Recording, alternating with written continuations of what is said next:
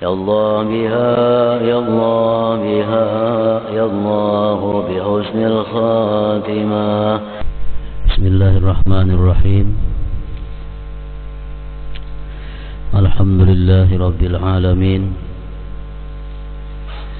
والصلاة والسلام على أشرف الأنبياء والمرسلين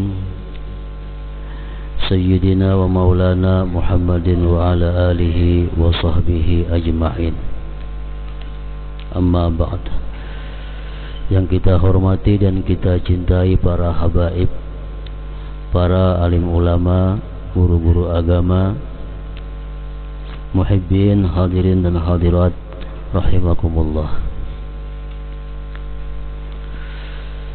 Pertama-tama selalu kita panjatkan puji syukur kehadirat Allah Subhanahu wa taala atas anugerah yang selalu diberikan kepada kita semua, sehingga kita dapat kembali berkumpul bersama-sama di majelis yang penuh berkah ini. Dan pula salawat dan salam selalu kita haturkan keharibaan junjungan kita Nabi besar Muhammad sallallahu alaihi wasallam, dan juga kepada seluruh keluarga, para sahabat, zurriyat pengikut beliau ila yaumil qiyamah. Para muhibbin rahimakumullah, minggu yang telah lalu kita membahas tentang perkataan dari Abdullah ibn Mas'ud radhiyallahu an, yang mana beliau berkata, inna fi suratin nisa ala khamsa ayatin ma yasurruni anna li bihad dunya wa ma fiha. Bahwa dalam surat An-Nisa, surat keempat daripada Al-Quran, ada 5 ayat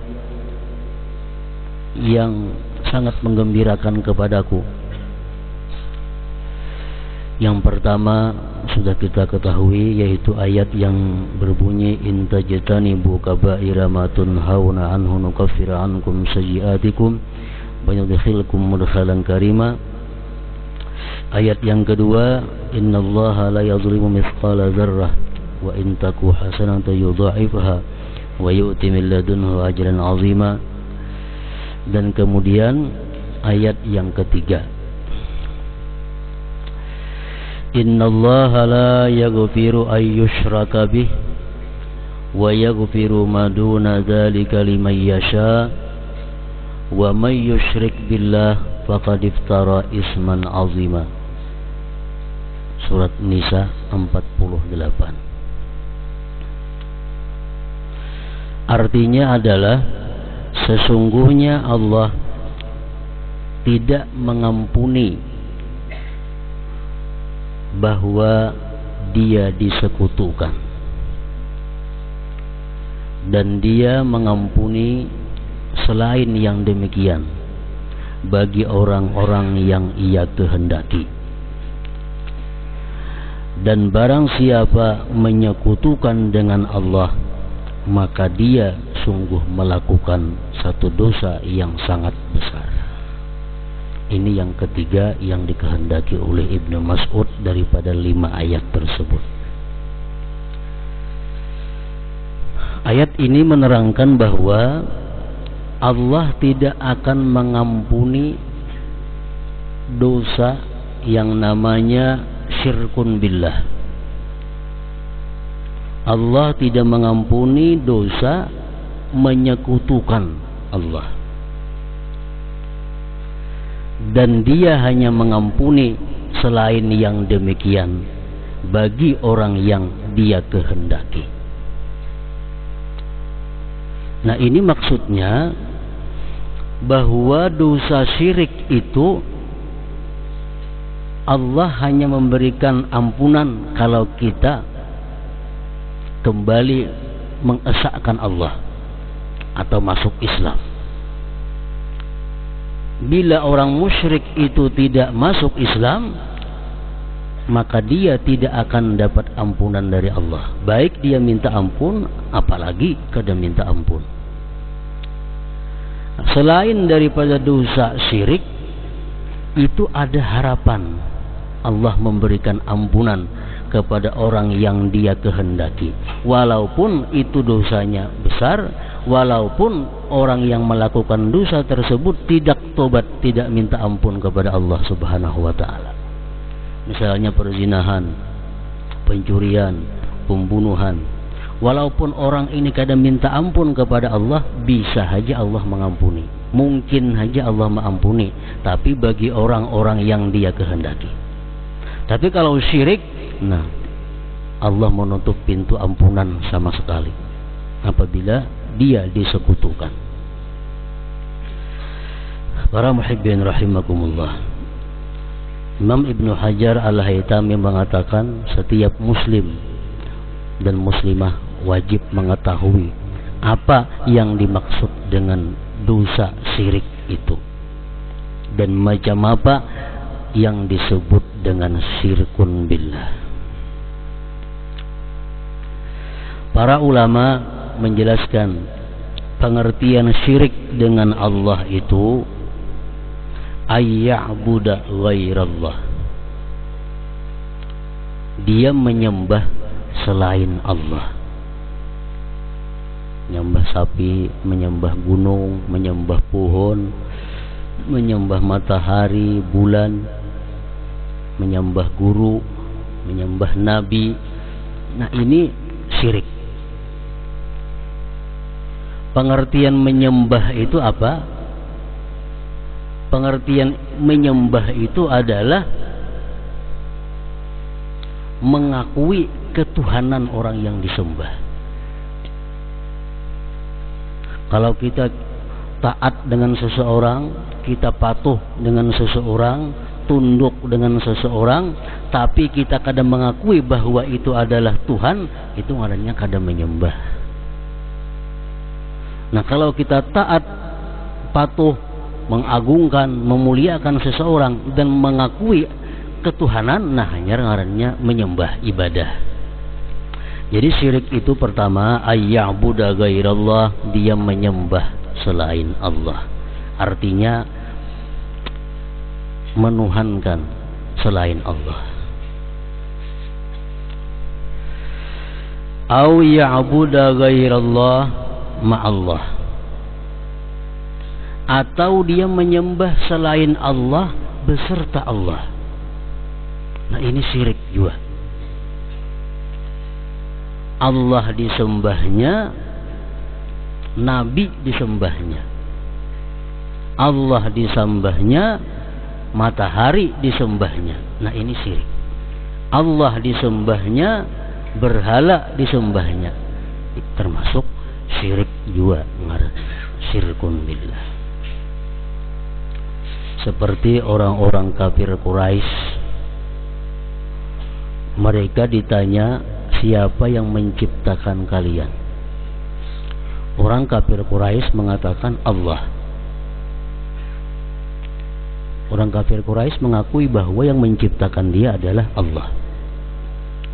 Lalu ditanya kepada mereka, kalau Allah yang menciptakan kalian, kenapa kalian menyembah berhala?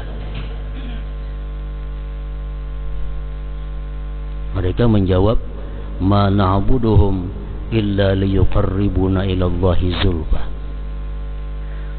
Kami tidak menyembah berhala itu melainkan hanya untuk mendekatkan diri kami kepada Allah. Nah, mereka menyembah berhala untuk mendekatkan diri kepada Allah. Jadi mereka bertuhan kepada Allah dan bertuhan kepada berhala, karena menyembah berhala itu ujarnya mendekatkan diri kami kepada Allah. Nah, itu syirik.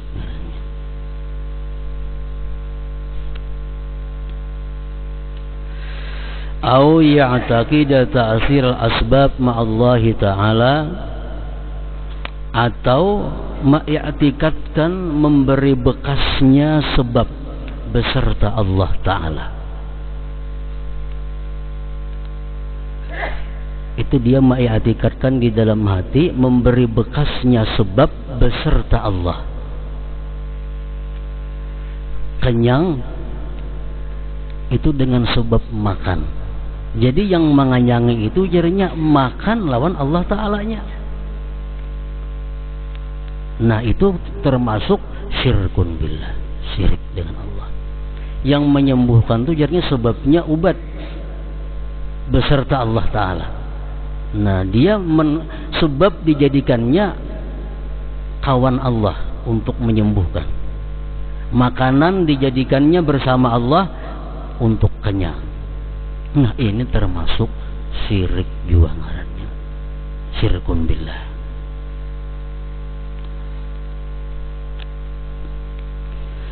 Dia mengikatkan memberi bekasnya sebab beserta Allah.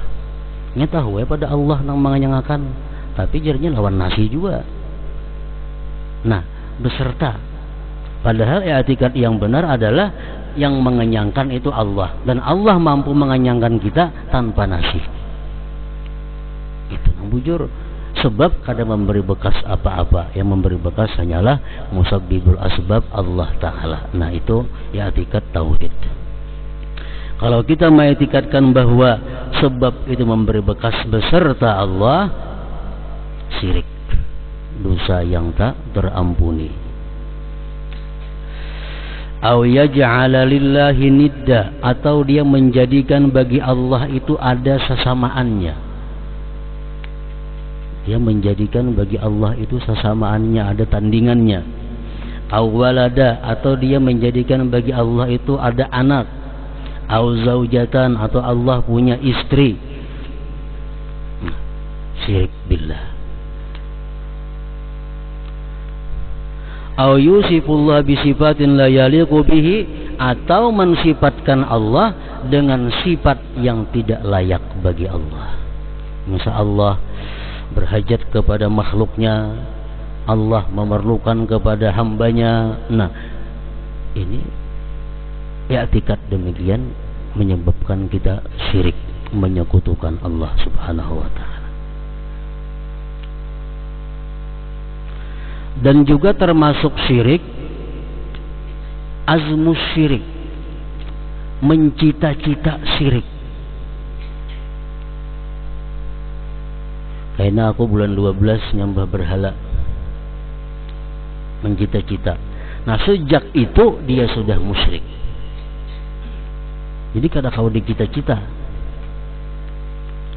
mencita-cita syirik, menyebabkan musyrik. Warida bisyirik syirkun, ridha dengan syirik, syirik juga ngarannya. Kita senang melihat orang nyembah berhala, senang melihat orang nyembah matahari, menyenangi itu perbuatan syirik adalah syirik. Ikan beraya masuk Islam, nyembah berhala aja sama aja. Nah, syirik kita karena merestui dengan perbuatan syirik adalah syirik. Bahkan ada Imam Ibnu Hajar mengatakan kalau kita sedang makan atau kita sedang berkhutbah, tiba-tiba datang ada orang musyrik hendak masuk Islam, ujar kita hadangi dulu, aku nuntung akan makan, aku nuntung akan khutbah. Nah, kita jadi musyrik. Sebabnya apa? Kita setuju dengan kesyirikannya itu beberapa saat menunggu kita selesai makan. Jadi kalau ada rahatan makan, ada orang hendak masuk Islam, hampir kita makan, Islam makan. Jangan ditunda-tunda. Bila kita menunda-nunda, kita nang jadi musyrik. Kenapa? Karena kita ridha dengan kesyirikannya beberapa saat menunggu kita itu. Para muhibbin rahimakumullah, termasuk musyrik juga adalah mengatakan orang yang bertauhid musyrik. Orang yang bertauhid, orang yang bertuhan Allah, orang yang mengesahkan Allah, orang yang mengiktikadkan bahwa tidak ada yang memberi bekas hanya Allah, dikatakan musyrik. Nah, seorang yang jadi musyrik.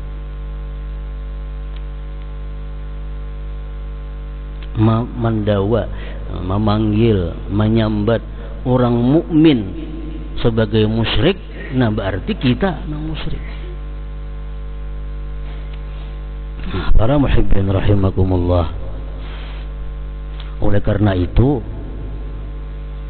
Dituntut kehati-hatian yang sangat besar oleh agama kita. Jangan hendak mencap orang itu kafir, jangan hendak mencap orang itu Yahudi, jangan hendak medahkan orang itu Nasrani, jangan hendak medahkan orang itu musyrik kalau kita belum tahu pasti orang itu.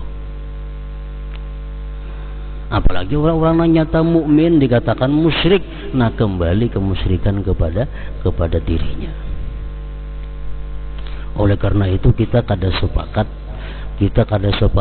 dan kita kada sepaham dengan golongan mazhab Wahabiyah.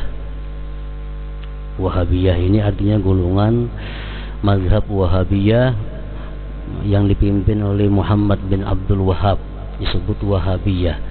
Nah, Wahabiyah ini mengatakan orang bertawasul kepada Rasulullah syirik, orang bertawasul kepada para aulia syirik, orang memanggil ya Rasulullah agisna, ya Rasulullah tolong kami, syirik. Nah, kita kada sepakat dengan itu karena terlalu mudah mengatakan sesuatu itu syirik. Padahal syirik ini adalah perkara yang sangat besar, nang bila salah-salah kembali kepada nang mengatakan itu. Orang mengia misalnya bertawasul kepada Syekh Abdul Qadir Jilani padahal kan musyrik, manuhanakan Abdul Qadir Jilani jan itu.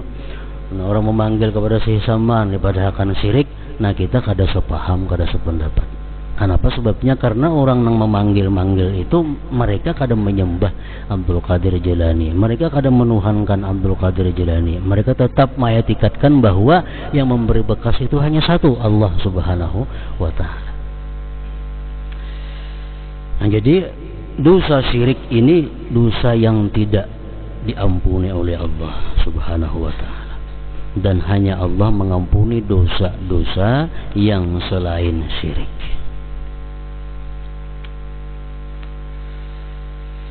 Kemudian yang keempat, firman Allah dalam surat An-Nisa tadi, walau annahum idz zalamu anfusahum ja'uka fastaghfirullah wastaghfara lahumur rasul lawajadullaha tawwabar rahima. Nah, ini ayat ujar Ibnu Mas'ud, salah satu ayat yang sangat menyenangkan hatiku. Artinya, walau annahum idz zalamu, jikalau mereka itu berbuat zalim akan diri mereka, maksudnya berbuat dosa, kalau mereka berbuat maksiat, ja'uka, mereka datang kepada engkau wahai Muhammad, dan mereka meminta ampun kepada Allah dan memintakan ampun bagi mereka oleh Rasulullah, Allah pasti menerima tobatnya dan Allah pasti menyayanginya. Jadi kalau kita bagaimanapun dosa yang kita lakukan, kita minta ampun kepada Allah, kita datang ke wadah Rasulullah, kita minta Rasulullah memintakan ampun tentang kita kepada Allah, Allah pasti mengampuni seberat apapun dosa kita. Jadi inilah kenyamanannya orang hidup di masa Rasulullah Sallallahu Alaihi Wasallam. Mereka berbuat dosa, mereka minta ampun kepada Allah, datang kepada Rasulullah. Kalau sudah Rasulullah memintakan ampun kepada Allah, pasti diampuni oleh Allah Subhanahu Wa Taala. Apakah itu berlaku semasa beliau hidup? Menurut para ulama ahlu sunnah wal jamaah, tidak. Itu berlaku sampai kapanpun, sampai apabila pun tetap berlaku. Nah, dikisahkan satu hikayat di dalam tafsir Ibnu Katsir, ini kisah dimuat oleh beliau. Ada salah seorang ulama besar yang bernama Al-Utbi. Al-Utbi ini salah seorang di antara gurunya Imam Syafi'i radhiyallahu anhu. Imam Al-Utbi, Syekh Al-Utbi ini bercerita, sidin ziarah ke kubur Rasulullah, duduk. Tiba-tiba datang seorang laki-laki ke kubur Rasulullah itu, dan laki-laki itu berkata, Assalamu alayka ya Rasulullah, innallaha ta'ala yaqul walau annahum idz zalamu anfusahum wa ja'uka fastaghfirullah wastaghfara lahumur rasul lawajadullah tawwabar rahima. Ya Rasulullah, sudah wafat Rasulullahnya, kuburnya didatangi. Ya Rasulullah, Allah berfirman, siapa-siapa yang berbuat zalim, dia datang kepada engkau, dia minta ampun kepada Allah, dan engkau memintakan ampun baginya kepada Allah, Allah menerima tobatnya, Allah menerima ampunannya, memberikan ampunannya. Lalu ujar si laki-laki tadi, wa qad ji'tuka mustaghfiran li dzambi mustasfi'an bika ila rabbi. Aku datang ke kubur engkau ini wahai Rasulullah, minta ampun untuk dosa-dosaku, dan aku minta syafaat engkau agar engkau memintakan ampun kepada Allah Subhanahu wa taala.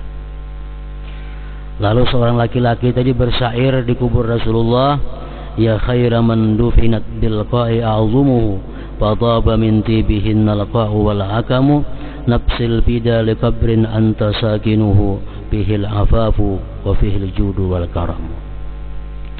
Lalu ujar Al-Utbi tadi, aku tertidur di samping kubur Rasulullah itu.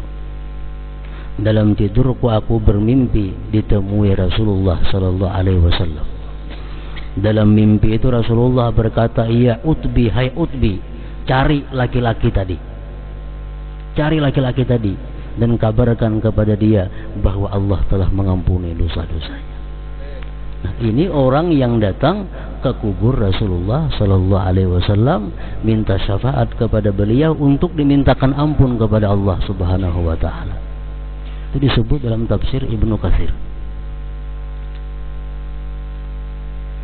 Jadi kalau orang-orang yang hidup di masa Rasulullah, mereka datang kepada Rasulullah, ulun berbuat dosa wahai Rasulullah, ulun minta ampun kepada Allah, pian pulang mintakan ampun, ulun selesai sudah.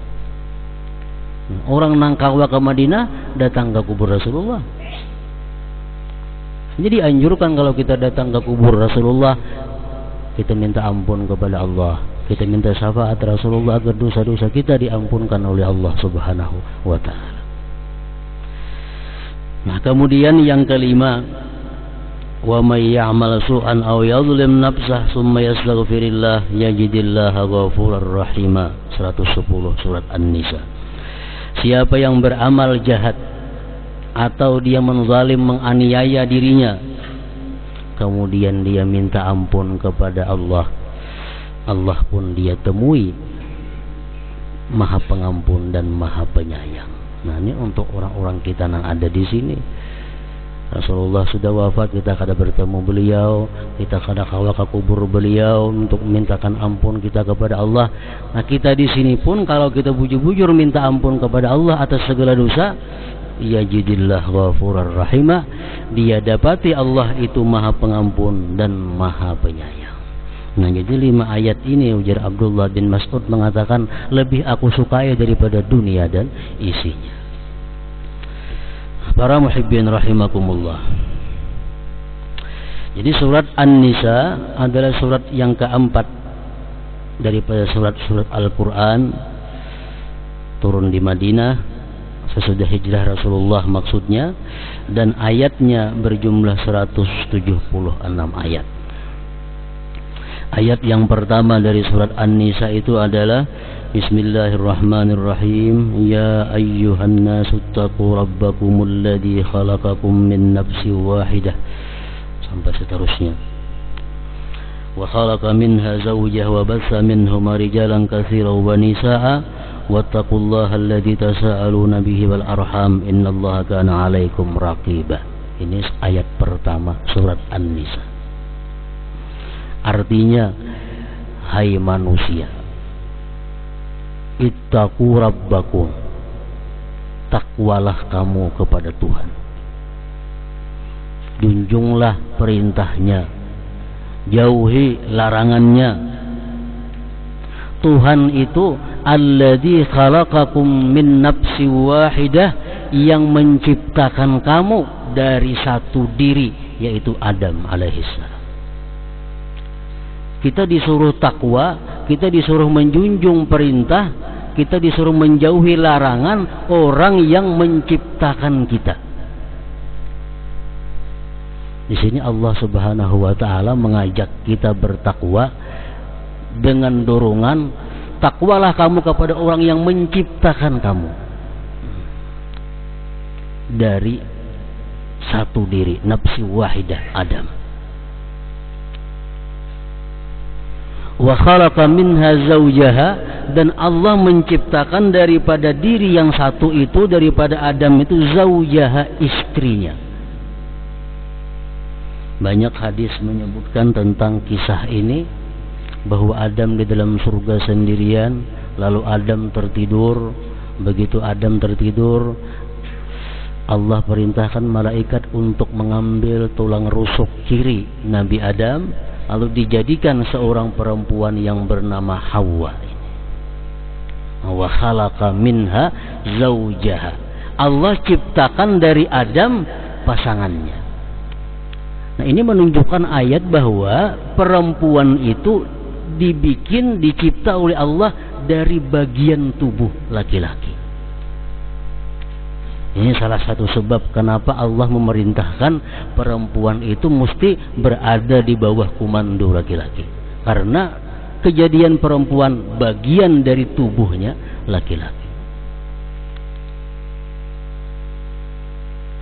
Wa khalaqa minha zawjaha. Allah ciptakan daripada diri yang itu tadi, istrinya, pasangannya, Hawa.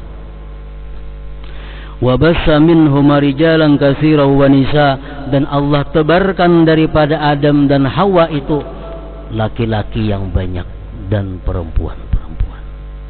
Jadi Adam dan Hawa melahirkan keturunan-keturunan yang banyak. Menurut sebagian ahli sejarah, dalam kitab tafsir Al-Quran, bermacam-macam tafsir, disebutkan bahwa Siti Hawa itu 20 kali hamil. 20 kali hamil itu tiap-tiap hamil keluar 2, laki-laki dan perempuan. Cuma saikung nang kada bepasangan, yaitu anak Adam yang bernama Sis. Sis ini keluar di parut Hawa surangan. Kenapa maka surangan? Mengganti Habil. Habil kan dibunuh oleh Kabil. Habil dibunuh oleh Kabil, lalu digantikan dengan Sis. Jadi Sis ini lahir kada kembar, dan Sis inilah Nabi di antara anak Nabi Adam itu. Dari Sis inilah turun keturunan Nabi Idris, Nabi Nuh, Nabi Ibrahim, sampai nabi-nabi berikutnya. Semuaan daripada Sis, anak Nabi Adam ini. Nah, para muhibbin rahimakumullah. Jadi dari Adam dan Hawa keluar laki-laki dan perempuan yang banyak. Wattaqullah, Allah menyuruh takwa pula. Wattaqullah, junjunglah perintah Allah, jauhi larangan Allah. Kalau nang tadi Allah beralasan takwalah kamu kepada Tuhan yang menciptakan kamu. Di sini lain lagi, takwalah kamu kepada Tuhan yang kamu sering minta-minta kepadanya. Alladzi tasaalun, yang kamu sering kali minta kepadanya. Wal arham, dan takutlah kamu memutus hubungan keluarga. Nah, para muhibbin rahimakumullah. Jadi ayat yang satu ini banyak menimbulkan, banyak menyebarkan beberapa hukum-hukum Allah Subhanahu wa taala. Antara lain di sini wal arham, takutlah kamu memutus silaturahim. Pengertian silaturahim ini terlalu luas. Kayak apa ngarannya kita silaturahim, kayak apa ngarannya kita memutus rahim, dan apa ngaran rahim itu. Menurut para ulama yang kuat pendapat adalah rahim itu artinya keluarga. baik pihak abah, baik pihak mama, baik dangsanak kita, baik anak dangsanak, baik sepupu atau selebihnya, pokoknya keluarga. Nah itu ngarannya rahim. Baik nang boleh nikah lawan kita atau nang kada boleh nikah. Tapi kalau kita ingat, kita tahu bahwa ini ada hubungan keluarga, iya keluarga ngarannya. Sepupu dua kali itu masuk rahim. Nah lalu pengertian memutus silaturahim, para ulama mengatakan pengertian memutus silaturahim itu ada dua. Pertama, berbuat jahat kepada rahim, berbuat jahat kepada keluarga, berarti memutus silaturahim. Yang kedua, pengertian memutus silaturahim itu tidak berbuat baik kepada keluarga, memutus silaturahim juga ngarannya. Para muhibbin rahimakumullah, makin parak hubungan keluarga lawan kita, makin ganal dosanya bila kita putuskan. Keluarga yang paling parak lawan kita, abah mama kita. Kita memutuskan hubungan kepada dua ini paling ganal dosanya daripada memutuskan hubungan kepada sepupu dan lain-lainnya.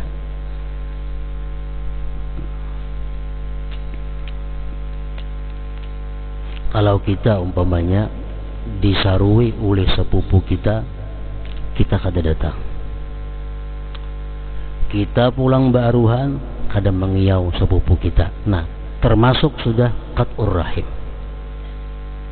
Disaruinya kada datang kita baruhan, kita kada mengiauinya pulang, sudah termasuk qat'ur rahim, memutus silaturahim. Atau memberikan sedekah, memberikan hadiah, orang lain diberi duit, keluarga kada diberi duit, qat'ur rahim, memutus silaturahim. Zakat, nah, orang fakir miskin nah diberi zakat, tapi sudah sepupu anak kemanakan marina kada diberi zakat, padahal mereka berhak untuk dapat zakat. Ini qat'ur rahim, memutus rahim. Dan ancaman agama terhadap orang yang memutus rahim ini sangat besar. Para muhibbin rahimakumullah, Rasulullah bersabda, innar rahmata la tanzilu ala qaumin fihim qati'u rahim. Rahmat Allah tidak turun atas satu kaum yang di situ ada orang memutus tali silaturahim, apalagi orangnya. Sekampungan itu kada dapat rahmat kalau di kampung itu ada orang yang memutus tali silaturahim. Lawan marina kada betaguran, bapaknya. Lawan anak kemanakan kada betaguran, memutus silaturahim. Abdullah bin Mas'ud, beliau kalau hendak ceramah di satu majelis diumumkan dahulu, adakah sini yang memutus tali hubungan keluarga? Bilanya ada, mohon keluar, berbaik dahulu hanya datang ke sini. Sebab ujasidin, rahmat tidak akan turun kepada kita kalau di tengah-tengah kita ada orang yang qati'ur rahim. Dia mun kada betaguran lawan keluar, baik para turun ke pengajian, orang lain tahu umpat kada dapat rahmatnya.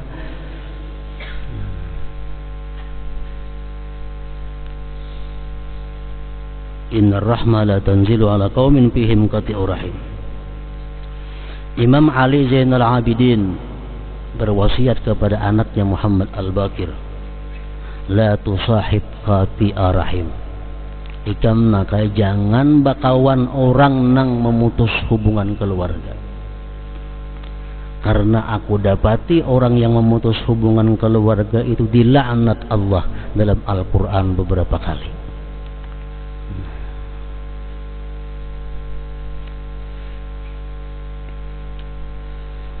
Dan termasuk memutus hubungan keluarga apa yang disabdakan oleh Rasulullah sallallahu alaihi wasallam, man zawwaja karimatahu min fasikin faqad qata'a rahimaha.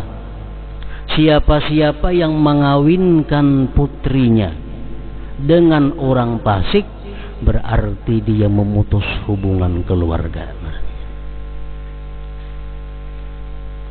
Siapa-siapa yang mengawinkan anak perempuannya dengan orang yang fasik, berarti ujian Nabi, dia qati'ur rahim, dia memutus tali silaturahim.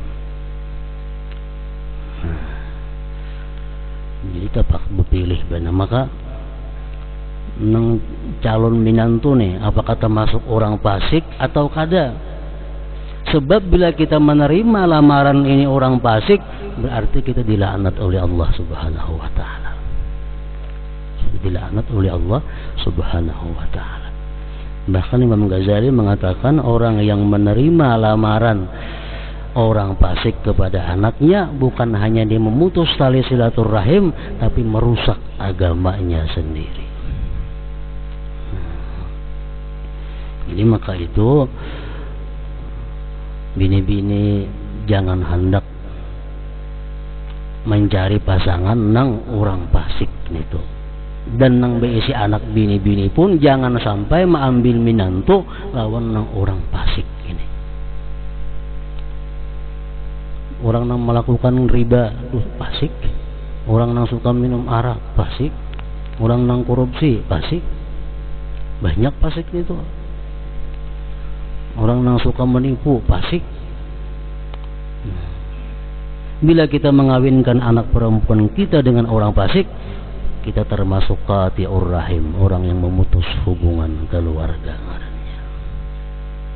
Dan kanak-kanak pun, remaja-remaja pun hendak berbini atau hendak balakin itu wajib taat kepada orang tua. Jangan orang tua kadang merestui lari. Nah, tajun. Ini kita kadang bisa membayangkan satu keluarga yang hidupnya dilandasi dengan durhaka kepada orang tua.